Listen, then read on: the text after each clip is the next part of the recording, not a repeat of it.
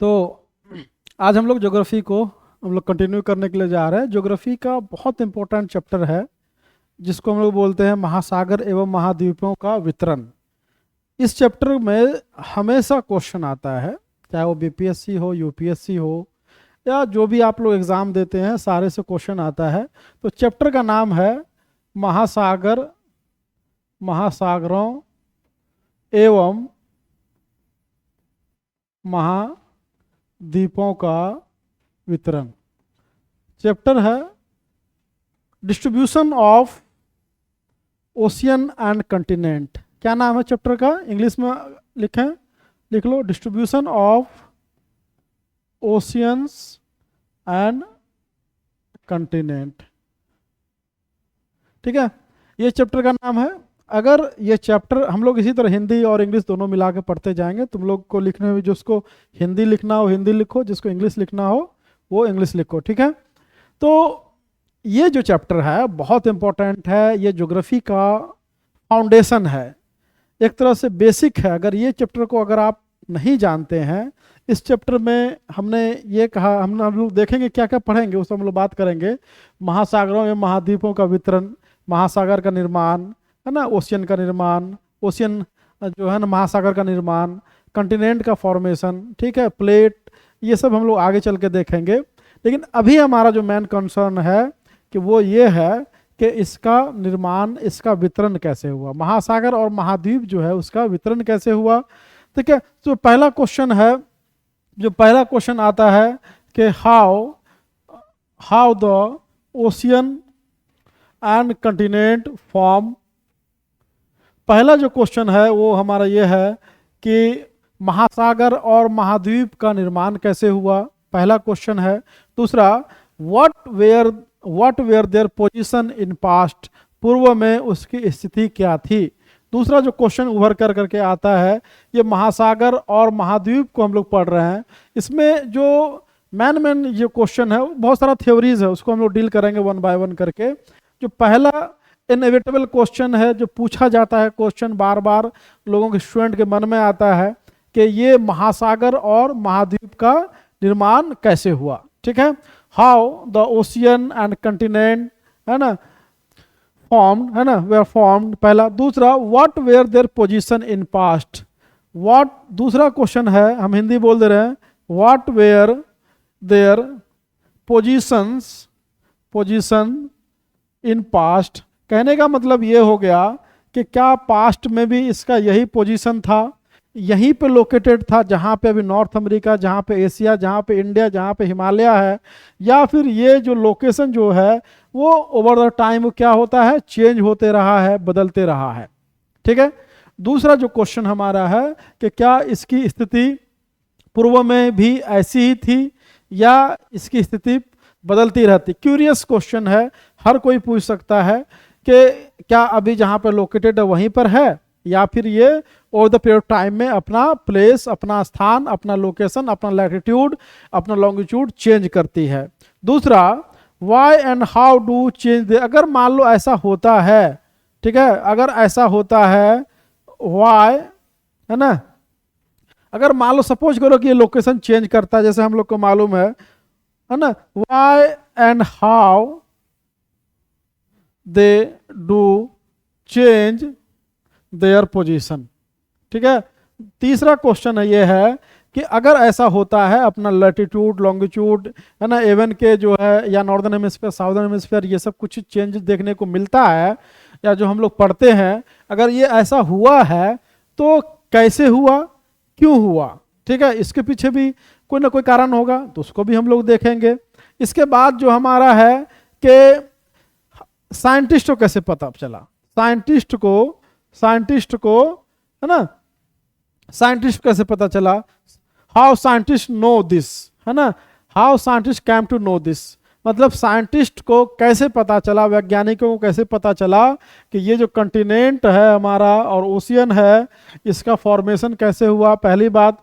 दूसरी है कि उसका पोजीशन जो है over the period of time में क्या हुआ, चेंजेस हुआ तो क्यों हुआ, है ना, चेंजेस हुआ है या नहीं हुआ है, अगर वो चेंजेस हुआ है उसका पोजीशन तो क्यों हुआ है, और इस साइंटिस्ट को कैसे पता चला, इन्हीं सारी चीज़ों का जवाब आज हम लोग तलाशेंगे।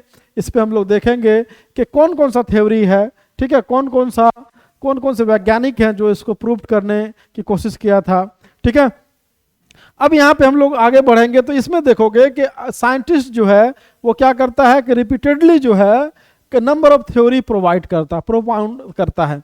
एग्जाम्पल के तौर पे अल्फ्रेड वेगनर से ले लो, है ना, जो विलियम टेलर हो गया, अल्फ्रेड वेगनर हो गया, ठीक है, उसके बाद डाइट हो गया, आर्थर होम्स हो गया, मैकेंजी हो गया, पार्कर हो गया, ये जितने भी ज्योग्राफर हैं ये सारे के सारे इन्होंने क्या किया था, थ्योरी प्रोपाउंड किया था, ठीक है। तो अलग अलग समय में scientist have repeatedly attempted to explain, ठीक है, द ओशियन एंड कंटिनेंट, ठीक है, कि उसका निर्माण कैसे हुआ है। अगर इंग्लिश में लिखना चाहो तो लिख लो कि लिख लो, scientist have repeatedly attempt to explain how the ocean and continent were form, ठीक है।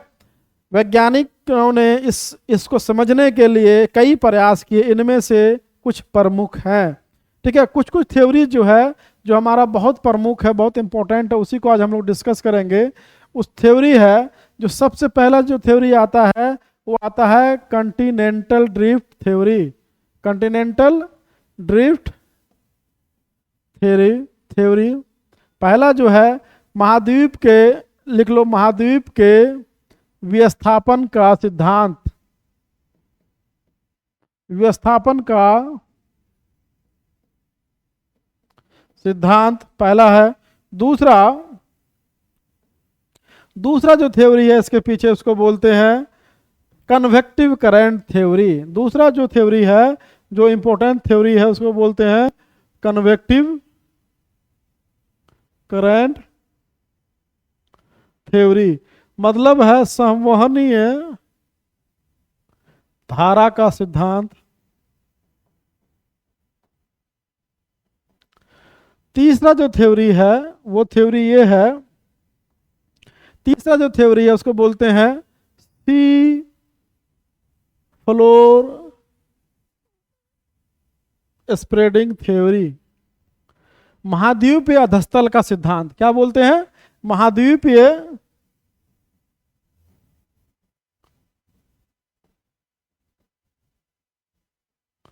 तल का सिद्धांत। और लास्ट का जो थ्योरी है, ये थ्योरी बताता है जो सबसे मोस्ट इंपॉर्टेंट थ्योरी है, वो कौन सा थ्योरी है? Plate tectonic. क्या, कौन सा थ्योरी है? प्लेट टेक्टोनिक,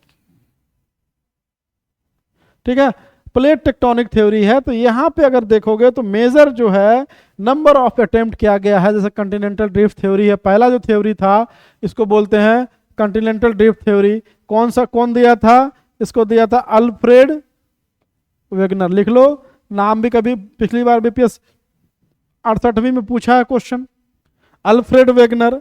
उसके बाद संवहनीय धारा का सिद्धांत का जो थ्योरी दिया है वो दिया है आर्थर होम्स। आर्थर होम्स दिया है।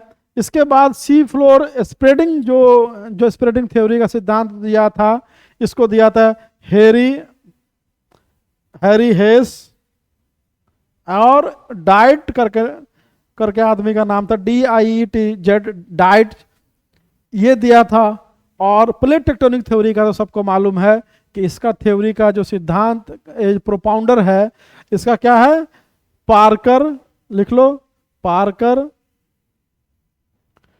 मैकेंजी, है ना, पार्कर, मैकेंजी और मॉर्गन। कौन दिया था?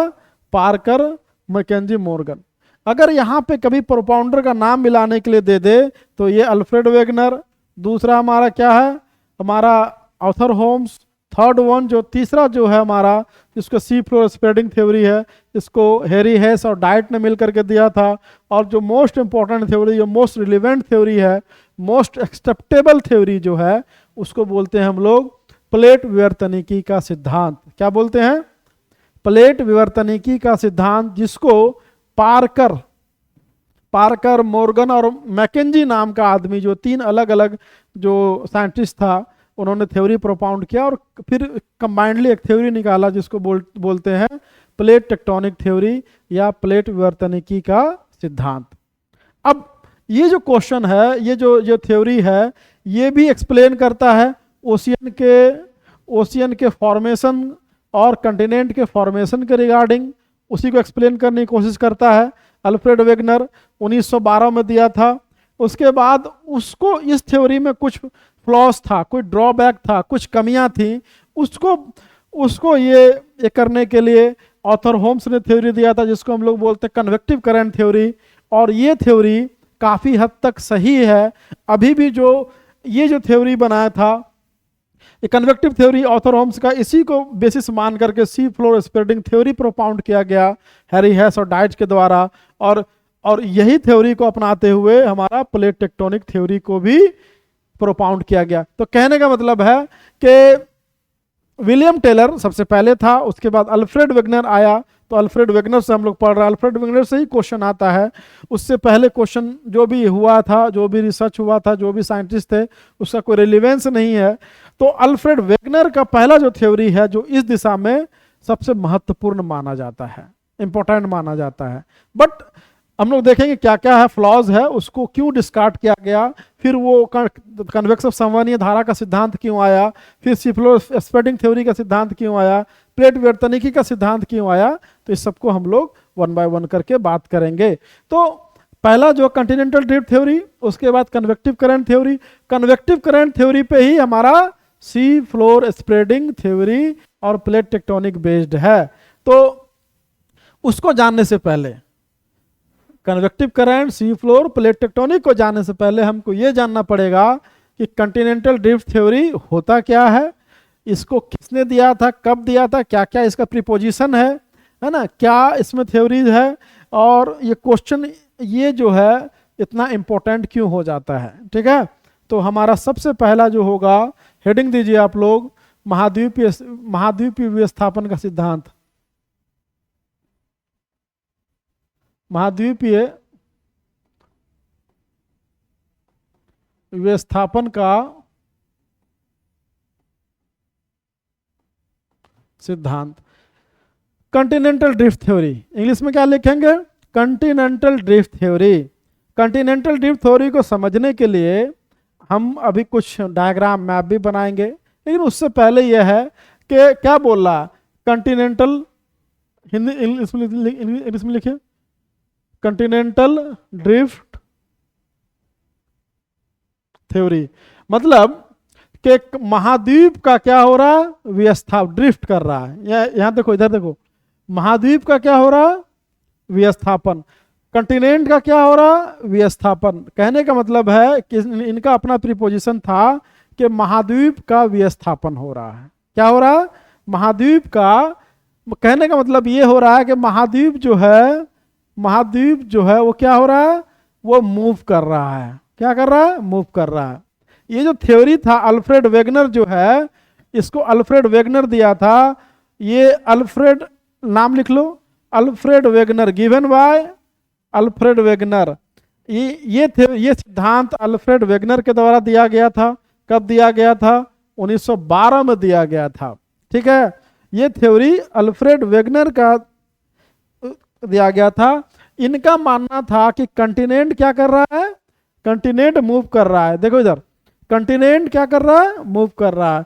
इनका मतलब ये था, इनका कहना यह है कि ये हमारा क्या था, ये कंटिनेंट है। ये जो गोला जो देख रहे हो, जो स्फेयर देख रहे हो, ये क्या है, हमारा कंटिनेंट है। और इसके चारों तरफ क्या है, चारों तरफ क्या है, वाटर है। ये हमारा वाटर है। तो कहने का मतलब है, इनके कहने का मतलब ये था कि जो कंटिनेंटल ड्रिफ्ट थ्योरी का अगर सारांश बोले, समरी हम लोग बोले, तो ये क्या कर रहा है, कंटिनेंट मूव कर रहा है। उसके बाद अल्फ्रेड वेगनर इसका थ्योरी दिया था। इनके अकॉर्डिंग जो अभी जो कंटिनेंट जो देखते हैं हम लोग, जितना भी कंटिनेंट देखते हैं, वो एक जगह क्या था, एक जगह समअप था। कहने का मतलब है कि जितना भी कंटिनेंट है अभी, चाहे Africa, America, North America, South America, Asia, जो भी आप लैंड मास देखते हैं on the earth, it was sum up as a one single land mass, जिसको हम लोग बोलते हैं, क्या बोलते हैं, पैंजिया। क्या नाम दिया था, पैंजिया। इनका कहना था कि ऑल द लैंड मास, इनका कहना था ऑल द लैंड मास, सारा जो है महाद्वीप जो क्या था, एक पेंजिया में, पेंजिया के नाम से जाना जाता था। इनका कहना है कि 200 मिलियन ईयर बिफोर जो सारा जो लैंड मास जो आप देखते हैं, जो आप चाहे अभी जितना भी आप अलग अलग जो लैंड मास है अर्थ में, वो क्या था, एक पेंजिया के नाम से जाना जाता था। इसके बाद ये कहते हैं कि and it was surrounded by water body called Panthalassa. इनका कहना है कि और इसके बाद जो ये जो हमारा ये वाला जो पार्ट है, ये जो वाटर जो देख रहे हो, ये क्या है, हमारा वाटर है, और वाटर को ये क्या बोला, पैंथलासा। तो कहने का मतलब है कि इनका ये कहना था कि कॉन्टिनेंटल ड्रिफ्ट थ्योरी में इनका कहना था कि इन मेसोजोइक जो है काल में, ठीक है, ये क्या था, पूरा जो लैंड मास जो था वो एक जो क्या था, समप था, और ये जो है चारों तरफ से किससे घिरा हुआ था, पानी से घिरा हुआ था।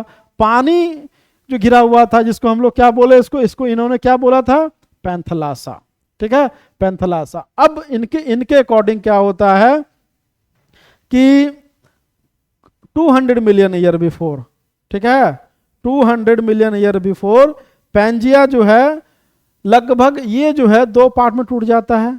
ये वाला जो पार्ट है, ये जो पार्ट जब आप लोग देख रहे हैं, जो इन्होंने कहा था कि पैंजिया जो है हमारा, ये क्या होता है, ये दो पार्ट में टूट जाता है। कहने का मतलब है इसका विखंडन होता है। विखंडन के पीछे फोर्स क्या है वो भी हम लोग पढ़ेंगे, लेकिन आप पहले ये जानिए कि ये यहाँ पे क्या होता है।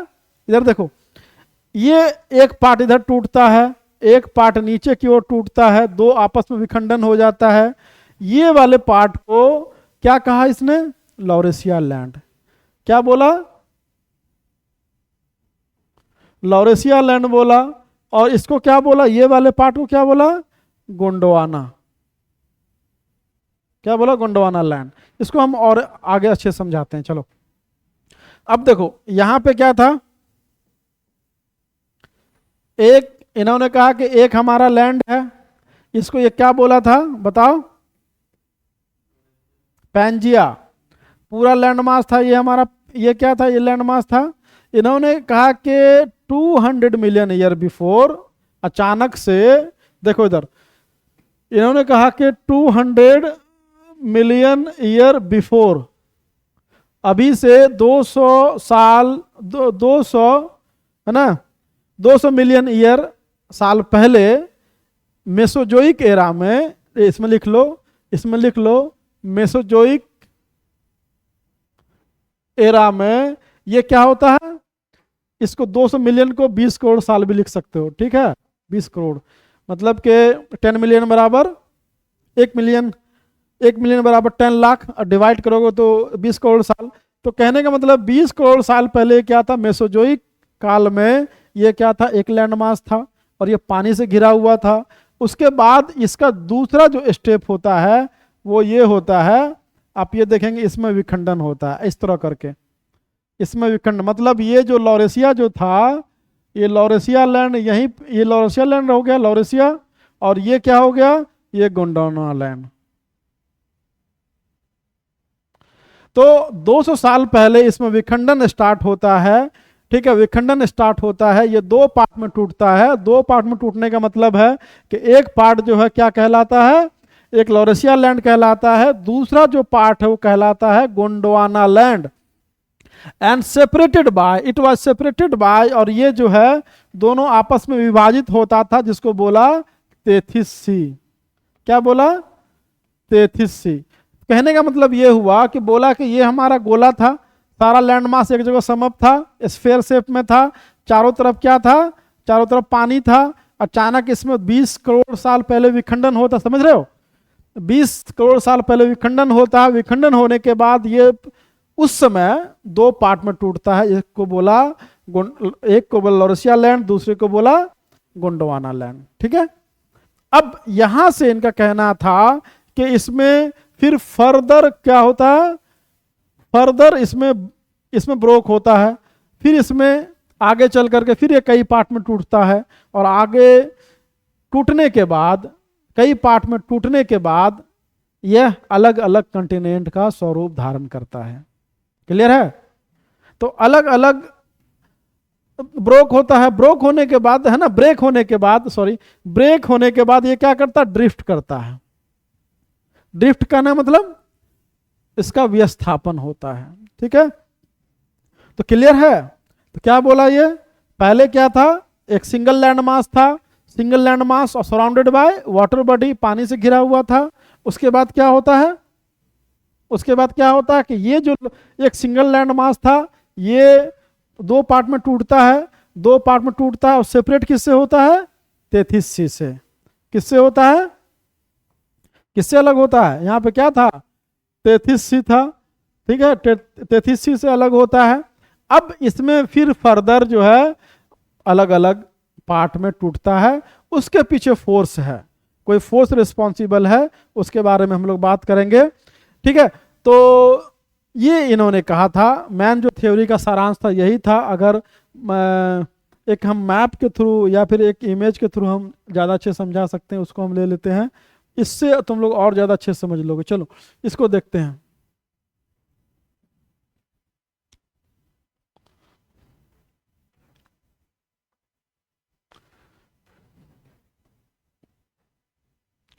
चलो देखो, ये अब ये देखो, ये तो हम लोग उतना देर से इसका इस्तेमाल करते तो और ज़्यादा अच्छा होता। ठीक है, तो ये हम लोग देखेंगे कैसे कैसे ये वन बाय वन करके हम लोग क्या इवेंट हुआ है, इवेंट हुआ है, कौन सा फोर्स रिस्पॉन्सिबल है, और इसके पीछे एविडेंस क्या क्या है, एविडेंस भी देखेंगे। अगर एविडेंस समझ में आ गया तो फिर हम लोग को हमेशा के लिए याद हो जाएगा, कॉन्सेप्चुअल क्लैरिटी रहेगी तो बहुत हम लोग को आसानी होगी। ठीक है, तो अब यहाँ पे देखिएगा, देखो ये क्या था हमारा, यही तो हमारा पेन, ये हमारा क्या था, देखो इधर, ये हमारा क्या था, बोलो, तुम बोल नहीं रहे हो तुम लोग।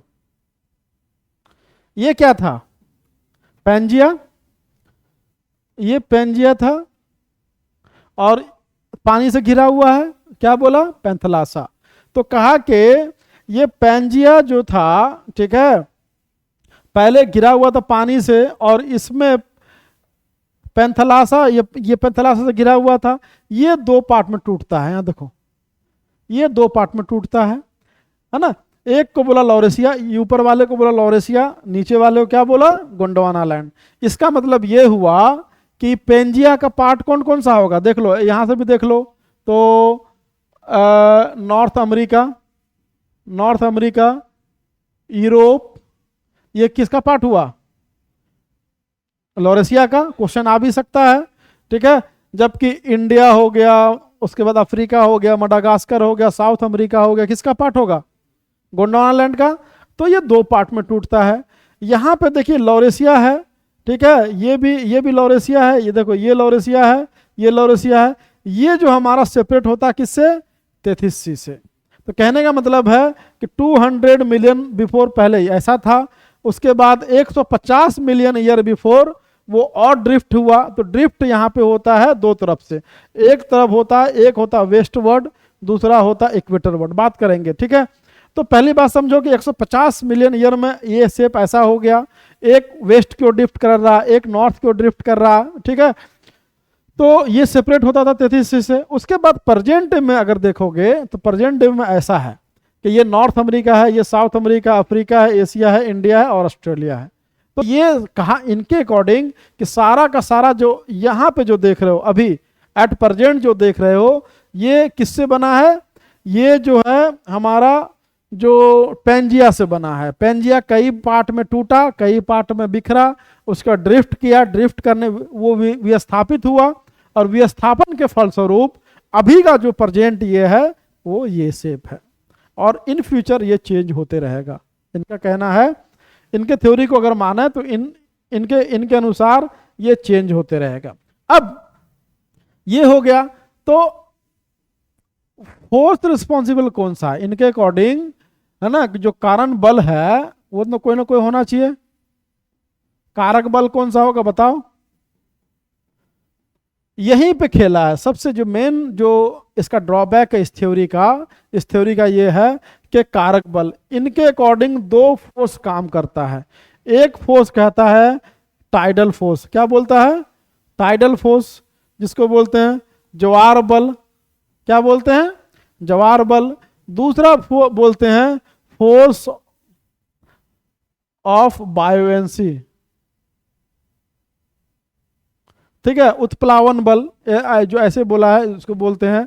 तो कहने का मतलब है कि जो फोर्स रिस्पॉन्सिबल था, इनके अकॉर्डिंग इनका कहना है कि देखो, ये हमारा पेंजिया था, ये पेंजिया दो पार्ट में टूटा, ठीक है, दो पार्ट में टूटा, एक पार्ट क्या लोरेशिया बना, एक पार्ट क्या गोंडवाना बना, बीच में तेथिस था।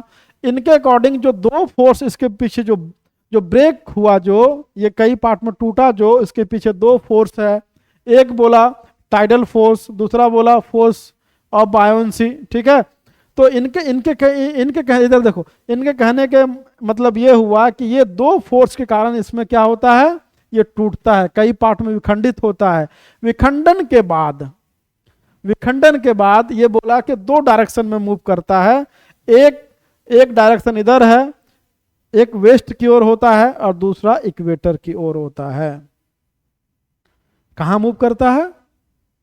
एक ये टूटता है, टूटने के बाद एक जो है वेस्ट की ओर और एक जो है इक्वेटर की ओर। इनका इनके कहने इनका जो फोर्स है वो टाइडल फोर्स और पोल फ्लिंग फोर्स बोलते हैं। और वो पोल फ्लिंग फोर्स जो है वो फोर्स ऑफ बायोंसी के कारण ही होता है, ठीक है। तो इतना आप जान लीजिए, बस उतना फोर्स पे नहीं जाना। ये बायोंसी वाला अपने में काफी जो है ना, काफी ये कॉम्प्लिकेटेड है। या इसको आप ऐसे कहीं कहीं पे पोल फिलिंग पोल फिलिंग फोर्स भी कहेगा, तो टेंशन नहीं लेना है, ठीक है। ये जो रोटेशन रोटेशन के कारण होता है। तो कहने का मतलब है कि दो फोर्स है, एक टाइडल फोर्स है और दूसरा क्या है हमारा, पोल फ्लेइंग फोर्स है। इनके अकॉर्डिंग जो मूवमेंट जो होता है ये दो फोर्स के कारण टूटता है। एक होता है पश्चिम की ओर, ठीक है, दूसरा होता है इक्वेटर की ओर। अब यहाँ पे बैक अगर जाओगे तो यहाँ पे देखोगे कि एक जो यहाँ पे देखो, एक इधर पश्चिम की ओर हो रहा है, मतलब कि लॉरेशिया वाला जो पार्ट है उसका जो मूवमेंट है, ड्रिफ्टिंग है, विस्थापन है, वो क्या हो रहा है, वो पश्चिम की ओर हो रहा है, ये पश्चिम की ओर हो रहा है, ठीक है। जबकि यहाँ वाले का जो ये है, जो गोंडाना लैंड वाला पार्ट था, वो क्या हो रहा है, नॉर्थ की ओर हो रहा है, मतलब इक्वेटर की ओर हो रहा है। इसीलिए कहा जाता है कि इंडिया जो है अभी भी नॉर्थ ईस्ट में मूव कर रहा है, अभी भी वो। तो ये वाला पार्ट जो है, कुछ पार्ट जो है इंडिया, जैसे इंडिया का एग्जांपल ले लो। इंडिया क्या था कि कभी मान लो कि अंटार्कटिका के पास रहा होगा, अभी कहाँ पर है, तो इक्वेटर से 8 डिग्री ऊपर है। इसका मतलब है कि वो ड्रिफ्ट करते आ रहा है। अब ये क्या सही है क्या गलत है, उसके बारे में हम लोग बात करेंगे। एविडेंस क्या दिया था उसके बारे में बात करेंगे, ठीक है। तो इन्होंने ये सारा थ्योरी प्रोपाउंड कर दिया। प्रोपाउंड करने के बाद जो फोर्स रिस्पॉन्सिबल उसके बारे में बता दिया, फोर्स रिस्पॉन्सिबल बता दिया। अब यहाँ पे एविडेंस के बारे में बात किया था। ये एविडेंस ये इनको ये देना था, अगर आप कोई थ्योरी प्रोपाउंड करते हैं तो आपको एविडेंस भी देना पड़ेगा। तो एविडेंस क्या दिया था वेल्फ्रेड वेगनर ने, तो वहीं पे आज हम लोग बात करेंगे। एक मैप ले लेते हैं, ठीक है।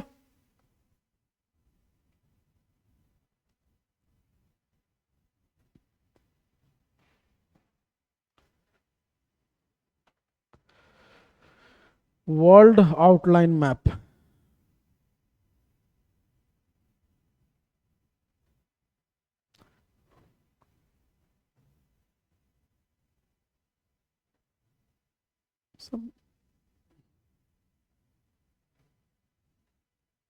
एक मैप ले लेते हैं, मैप में एविडेंस क्या आता था उससे मैप के थ्रू हम लोग देखेंगे तो ज़्यादा अच्छा होगा, ठीक है।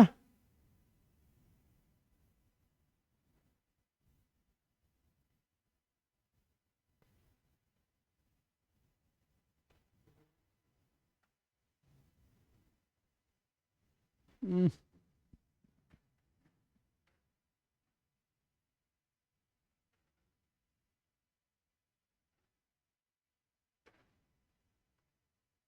एक मैप रुको।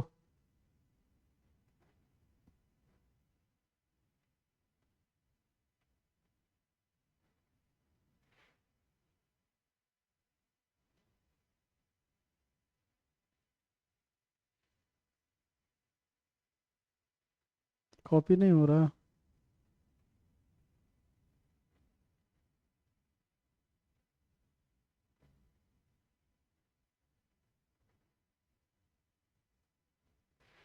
चलो यहाँ पे हम, चलो पेस्ट करने की कोशिश करते, देखते हैं होता है। कोई बात नहीं, यहाँ से ले लेते हैं।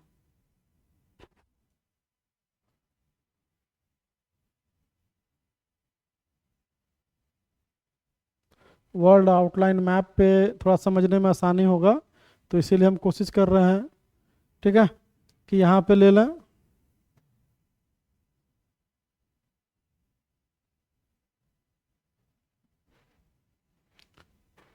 इसको समझने में बहुत आसानी होगा। ये पूरा एविडेंस पे ही खेला, अगर एविडेंस अगर अच्छे से समझ लिए तो फिर इसमें, इस थ्योरी में कुछ है ही नहीं।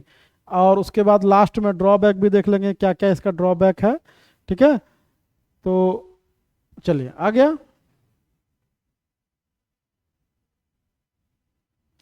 देखिए, इनका कहना था पहला एविडेंस था, पहला एविडेंस क्या था, पहला एविडेंस था, पहला इसका एविडेंस है जिगसॉ, जिगसॉ फिट, याद रखिएगा, जिगसॉ फिट। इनका कहना था कि अगर आप जिगसॉ फिट, कहने का मतलब है कि अगर आप आकार देखेंगे पूरा इसका, मैप अभी देखें, वर्ल्ड मैप देखेंगे, प्रेजेंट मैप देखेंगे, तो आपको ये लगेगा, आपको ये लगेगा, ये मैप जो देखेंगे, यहाँ पे देखिएगा कि ये जो दोनों इलाका है, ये जो एरिया है, ठीक है, ये जो एरिया है, ये दोनों को अगर करीब लाइएगा तो क्या हो, फिट हो जाएगा। इधर देखो, ये इस इलाके को अगर ला रहे हैं तो क्या हो जाए, फिट हो जाएगा। अगर ये इनका कहना है कि ये दोनों इलाके को अगर हम दोनों लाते हैं तो देखिए लगेगा कि कंबाइंड लैंड है। पहली बात, पहला बात इन्होंने कहा कि देखिए पहला एविडेंस ये है कि जिगसॉ फिट। अभी आप करंट मैप देखिएगा वर्ल्ड का, तो आपको लगेगा कि ये क्या है, दोनों एक ही जगह आके मिल जा रहा है। उसी तरह इसको आप अगर करीब लाइएगा तो यहाँ पे भी लग रहा है कि दोनों आकर के करीब दोनों मिल जा रहा है, एक लैंड, एक सिंगल लैंड मास बन जा रहा है। तो पहला जो एविडेंस था कि अगर हम east coast of South America और वेस्ट कोस्ट ऑफ अफ्रीका को साथ लाते हैं तो दोनों एक कंटिग्यूअस लैंड मास बन जाता है, एक कंटिग्यूअस एरिया बन जाता है, एक जो है दोनों आपस में क्लियरली फिट कर जाता है। फिट करने का मतलब है कि पास्ट में कहीं ना कहीं ये दोनों एक लैंड मास रहा होगा, पहली बात। दूसरा जो एविडेंस ये दिया था कि जियोलॉजिकल एविडेंस, ठीक है, भूवैज्ञानिक जियोलॉजिकल एविडेंस, तुम लोग हिंदी भी लिखते जाओ, भूगर्भीय, है ना। यहां पे देखते हैं कि बोथ कंटिनेंट, यहाँ पे जो कंटिनेंट है, यहाँ का जो एज, यहाँ का जो एज है, रॉक का जो एज है, इधर देखो, यहाँ पे जो एज है, दोनों कंटिनेंट का जो एज है, किसका, चट्टान का, दोनों का लगभग बराबर है, ठीक है। एक तरफ कैलेडोनियन माउंटेन है, दूसरी तरफ क्या, एक तरफ कैलेडोनियन, दूसरी तरफ हर्सिनियन माउंटेन सिस्टम है। दोनों का माउंटेन जो सिस्टम है, दोनों का एज भी क्या है, सेम है। ये कैसे हो सकता है कि दो अलग अलग भूखंड है, दो अलग अलग लैंड मास है, और दोनों का जियोलॉजिकल इतिहास एक जैसा है, जो भूगर्भीय इतिहास एक जैसा है। ऐसा सिमिलरिटी हमेशा नहीं होता है। तो कहने का मतलब है कि जो कैलेडोनियन और हर्सिनियन माउंटेन सिस्टम है, एक यूरोप में है, एक अमेरिका में है, दूसरा यूरोप में है, दोनों का जो चट्टान का जो उम्र है दोनों लगभग बराबर है। इसका मतलब ये हुआ कि दोनों जो है कभी न कभी एक साथ रहा ही होगा। इसके बाद इन्होंने कहा था पैलियो क्लाइमेटिक एविडेंस, तीसरा जो एविडेंस इन्होंने दिया था, याद रखिएगा, पैलियो क्लाइमेटिक एविडेंस नाम दिया था। पैलियो क्लाइमेटिक एविडेंस में अगर हम लोग बात करेंगे तो इसमें देखते हैं कि पैलियो क्लाइम यहाँ से लेकर नॉर्थ अमेरिका, यूरोप, चाइना तक देखिएगा, तो जितना भी कोल फॉर्मेशन है इस इलाके पे, जितना भी इस इलाके वाला देखिएगा कोयला, मान लो कोयला ही मिलता है, तो सारे का एज जो है लगभग सेम है, ठीक है। कोल नॉर्थ अमेरिका से लेकर के, चाइना से लेकर के तिब्बत बेल्ट तक देखिएगा, जो कोल फॉर्मेशन हुआ है, जो कोल मिलता है, उसका भी क्या है, लगभग एज सेम है। तो कहने का मतलब कोल फॉर्मेशन वाला एग्जाम्पल दिया था इन्होंने, तो यहाँ भी हो सकता है कि एक साथ रहा होगा। अभी तो पहले हम लोग यही पॉजिटिव पॉजिटिव बात करेंगे। इसके बाद तीसरा चौथा जो हो जाएगा इसको बोलते हैं प्लेसर डिपॉजिट। प्लेसर डिपॉजिट क्या होता है? तो प्लेसर डिपॉजिट ये होता है कि जो रॉक जो मिनरल होता है, मिनरल का जो ओर होता है, ठीक है, मतलब उसके बारे में हम लोग बात कर रहे हैं। यहाँ पे देखिएगा प्लेसर डिपॉजिट में क्या देखने को मिलता है कि ये घाना कोस्ट है, ये घाना कोस्ट है। यहाँ पे क्या मिलता है, किस लिए फेमस है बताओ? गोल्ड के लिए फेमस है, गोल्ड के लिए फेमस है। लेकिन गोल्ड बियरिंग रॉक जो है वो ब्राजील में मिलता है। तो ऐसा कैसे सिमिलरिटी हो सकता है कि आपको सोना कहाँ मिल रहा अभी के दौर में? घाना में, लेकिन गोल्ड बियरिंग जो ओर है, मिनरल का जो सोर्स है ना, रॉक है, वो कहाँ मिल रहा है? आपको ब्राजीलियन कोस्ट में मिल रहा है, साउथ अफ्रीका के ईस्टर्न कोस्टल इलाके में मिल रहा है। तो ये भी आपको देखिएगा कि बहुत ये सजेस्ट करता है कि कभी न कभी दोनों एक रहा होगा, ठीक है। तभी तो ये कि गोल्ड बियरिंग मिनरल्स जो है और यहाँ पर है और मिल रहा है, यहाँ पे मिल रहा है, ठीक है। तो कहने का मतलब है कि ऐसा कहा जा सकता है, वेगनर का कहना था कि ये भी कारण एक है कि आपको मानना पड़ेगा कि कभी न कभी दोनों एक जगह था। उसके बाद देखिएगा डिस्ट्रीब्यूशन ऑफ फोसिल्स, है ना, डिस्ट्रीब्यूशन ऑफ फोसिल्स।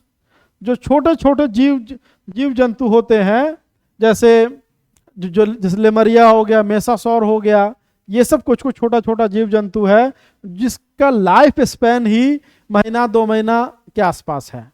अगर आप ये देखेंगे कि दोनों जो है, देखिएगा कंटिनेंट पे, दोनों कंटिनेंट पे अटलांटिक ओशियन है, और एक टाइनी फॉसिल्स को, छोटा जीव जंतु को यहाँ से वहाँ पार करने में मिलियंस ऑफ साल लगेगा। लेकिन यहाँ पे हम लोग देखते हैं कि जो जीव जंतु, जो जीव यहाँ पे मिलता है वो यहाँ पे मिलता है, जो मेडागास्कर में मिल रहा है वो इंडिया के आसपास मिल रहा है, ठीक है। एग्जाम्पल के तौर पे लेमर जो है वो, लेमर का नाम आप सुने होंगे, जो लेमरिया या लेमर, वो मेडागास्कर में मिल रहा है। यहाँ लिख दे रहे हैं, लेमर जो हो गया, लेमर वो मेडागास्कर, इंडिया, साउथ अफ्रीका के यहाँ पे आसपास मिल रहा है। तो ये भी तो हजारों किलोमीटर दूर है, लेकिन देखेंगे छोटा सा टाइनी एनिमल है, दोनों हर जगह मिल रहा है। उसी तरह देखेंगे मेसासोरस नाम का एक छोटा सा है, यहाँ पे क्या ना बोलते हैं, मेसासोरस, है ना, मेसासोरस है, वो अफ्रीका के वेस्टर्न कोस्ट पे मिल रहा है, यहाँ पे मिल रहा है और यहाँ पे भी मिल रहा है। जबकि अटलांटिक पार करने में वो उसको मर जाना चाहिए था, वो वहाँ मिलना ही नहीं चाहिए था। तो ये भी एक एविडेंस है कि जीवाश्म का जो वितरण है वो दोनों तरफ लगभग सिमिलर है, जबकि वो छोटा छोटा एलिमेंट ये है। इसके बाद टिलाइट्स का एक एग्जाम्पल आता है, टिलाइट्स भी एक एग्जाम्पल देते हैं। टिलाइट्स क्या होता है बताओ? टिलाइट्स ये होता है कि जब जैसे ग्लेशिएशन होता है, जब बर्फ पिघल जाता है, बर्फ पिघलने के बाद जो अवसाद वहाँ बचता है, जो अवसाद चट्टान बचता है, उसको बोलते हैं हम लोग टिलाइट्स, ठीक है। अब यहाँ पे जो हम लोग जानते हैं कि आइस एज रहा था, आइस एज में देखेंगे कि जो टिलाइट्स इंडिया के आसपास मिल रहा है वही मेडागास्कर, वही अफ्रीका के आसपास मिल रहा है। इसका मतलब ये हुआ, वेगनर ने ये कहा कि नहीं, यही सब एविडेंस है जो ये सजेस्ट करता है कि कभी न कभी कंटिनेंट एक था।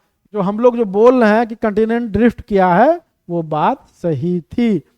अब यहाँ तो बात है कि इतना होने के बाद चलो ठीक है, जिगसॉ फिट मान लिया, जियोलॉजिकल एविडेंस भी दिया, पैलियोक्लाइमेटिक एविडेंस भी दिया, प्लेसर डिपॉजिट के बारे में बात किया, गोल्ड के बारे में, फोसिल्स के बारे में बात किया, टिलाइट्स के बारे में बात किया, है ना।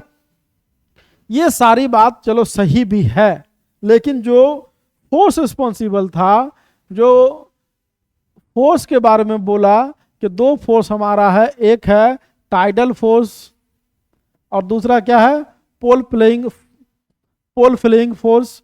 ये 2 फोर्स जो है, ये बोला कि पृथ्वी जैसे इतने बड़े ग्रह को, इतने बड़े चट्टान को ये कैसे तोड़ सकता है? ज्वार भाटा की इतनी औकात ही नहीं है, इतनी हिम्मत ही नहीं, इतनी औकात ही नहीं कि वो इसको तोड़ दे। तो मैन कंसर्न यहीं पे स्टार्ट होता है। कंसर्न ये है कि जो हमारा फोर्स रिस्पॉन्सिबल है ये जो थ्योरी जो है इसको एक्सप्लेन करने में सक्षम नहीं रहा। इन्होंने जितनी भी सारी बात की कि 200 मिलियन ईयर साल ये हुआ, तो पहली बात है कि ये फोर्स रिस्पॉन्सिबल ही अपने आप में क्या है, कॉन्ट्राडिक्टरी है। अगर टाइडल फोर्स इतना ज़्यादा स्ट्रांग होता तो अर्थ अपने एक्सिस पे रोटेट ही नहीं करती, ये भी एक ये है। दूसरा, पोल फिलिंग फोर्स के बारे में कोई एग्जैक्ट डिफाइन नहीं कर पाए ये, तो पहला तो यह है कि फोर्स रिस्पॉन्सिबल है, इसको नहीं कर एक्सप्लेन नहीं कर पाए। दूसरी बात यह है कि इन्होंने कहा कि मूवमेंट होता है किधर, वेस्ट की ओर, है ना, और क्या होता है इक्वेटर की ओर, इसको भी डिफाइन नहीं कर पाए। इसके बाद हम लोग यहाँ पे देखते हैं कि जो माउंटेन का फॉर्मेशन होता है, जैसे फोल्डेड माउंटेन का निर्माण हुआ है, ठीक है, उसके फोल्डेड माउंटेन, उसके बाद फोल्डेड माउंटेन, सब ड्रॉबैक है। फोल्डेड माउंटेन का निर्माण कैसे हुआ है, इनको भी क्लियरली डिफाइन नहीं कर पाए, तो यहाँ पे एक ड्रॉबैक है। इसके बाद एक और इंपॉर्टेंट है कि अब बोल रहे हैं 200 मिलियन ईयर बिफोर, 20 करोड़ साल पहले। इससे पहले क्या हुआ था, मेसोजोइक एरा से पहले क्या था, क्या वैसे ही वंडरिंग वो कर रहा था, वैसे ही वो उसका ड्रिफ्ट कर रहा था, तो इसके बारे में भी क्लियरली नहीं बता पाए। तो मैन जो है, जो इस थ्योरी को डिस्कार्ड किया गया, अगर डिस्कार्ड किया गया, क्यों किया गया कि फोर्स रिस्पॉन्सिबल को ये क्लियरली डिफाइन नहीं कर पाए। यही काम आगे चल करके ऑथर होम्स करता है। दूसरी बात कि जो मूवमेंट है इसको डिफाइन नहीं कर पाए कि ये पोलर वंडरिंग फोर्स, पोल फिलिंग फोर्स क्या है। फोल्डेड माउंटेन के निर्माण के बारे में जो वलय पर्वत होते हैं, हिमालय, एंडीज, रॉकीज, इस सब के बारे में ये क्लियरली एक्सप्लेन नहीं कर पाए। और 200 मिलियन ईयर बिफोर पहले क्या इवेंट हुआ था, इसको भी इन्होंने एक्सप्लेन नहीं किया। इसीलिए आगे चल करके एक और थ्योरी आता है जिसको बोलते हैं हम लोग कन्वेक्टिव करंट थ्योरी। जो बाकी चीज, इसको अगर आउटकम के बारे में बात करें, अगर आउटकम क्या हुआ, तो अगर आउटकम के बारे में बात करें तो देखो हम लोग कह सकते हैं कि ये फर्स्ट जो पहला ऐसा थ्योरी था, ठीक है, जिसमें साइंटिफिक टेम्परामेंट था। ये पहला थ्योरी था, पहला प्रयोग था, पहला साइंटिस्ट था, पहला ज्योग्राफर था। थे तो ये क्लाइमेटोलॉजिस्ट थे, जर्मन थे, ठीक है। तो फर्स्ट पर्सन थे जो साइंटिफिकली प्रूव करने की कोशिश किए कि कंटिनेंट क्या करता है, ड्रिफ्ट करता है, जो अभी हम लोग प्लेट टेक्टोनिक थ्योरी के माध्यम से जानते हैं। दूसरी बात कि जो प्राइमरी रीजन जो फोर्स है, ठीक है, फोर्स को एक्सप्लेन नहीं कर पाए। इसके बाद एक और इसका एक होता है जो कन्वेक्टिव करंट थ्योरी, हम लोग आगे पढ़ेंगे।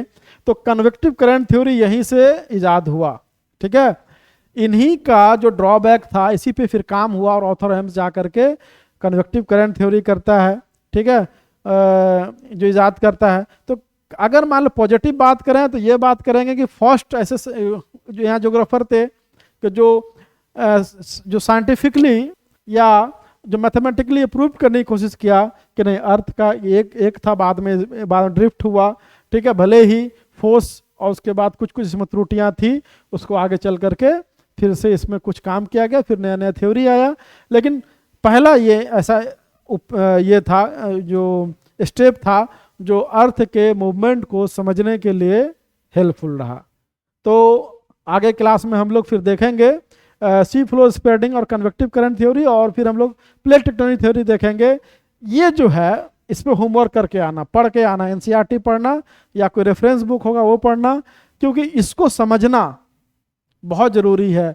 कन्वेक्टिव करंट थ्योरी पे ही पूरा अब खेल होगा, उससे भूकंप, उससे अर्थक्वेक, उससे हर एक चीज़ ये हम लोग पढ़ेंगे। मतलब फिजिकल ज्योग्राफी तो वही है लगभग। तो कल हम लोग उसी को आगे बढ़ेंगे। तो मिलते हैं कल, ठीक है। आज के लिए इतना ही।